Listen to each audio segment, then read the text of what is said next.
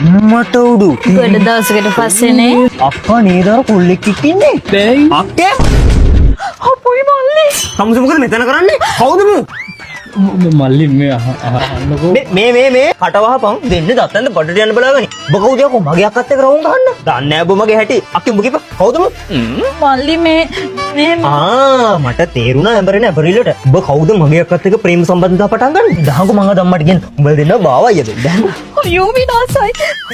මට කිව්වොත් නම් අද මොනවා වෙයිද දන්නේ. අනේ මොනාරි කරන්නකෝ. මල්ලි අනේම කරන්න එපා. අනේ ගන්න එපා. මට ජොබ් එකකුත් නැහැ මල්ලි. නැන්දා මට නම් කියන්න එපා. අනේ මල්ලි එහෙම කරන්න එපා මල්ලි. හරි මම අම්මට කියන්නේ හැබැයි මට 5000ක් ඕනේ. 5000? ඇයි බැයිද? මේ පොඩ මෙහෙම එනකො. ඇයි අමුසිට මගේ මසිනා වෙන්න ඕනේද නැද්ද? ඕනේ එහෙනම් මගේ අකවුස් නැතුව 5000ක් ගන්න. 5000 නැතන් දන්නවනේ අම්මට කිව්වොත් රෝමියෝ ජුලියට් වගේ දෙපැත්තට වෙලා ඉන්න වෙන්නේ. මල්ලි මෙච්චරමයි මල්ලි තියෙන්නේ. ආයි සතයක්වත් 20ක් තියෙනවා ඕන්න. ඉතින් ගන්න. අනේ දමසේ අම්මට කියන්නේ නේද?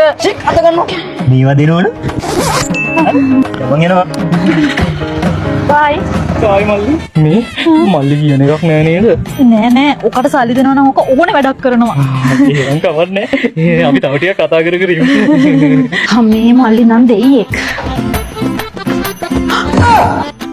අම්මේ අම්මි මේ මට ඔයාලට කියන්න වැදගත් දෙයක් තියෙනවා. හැබැයි මට මේක කියන්න 5000ක් ඕනේ. දැන් කිපා තාමසේ කියන්නේ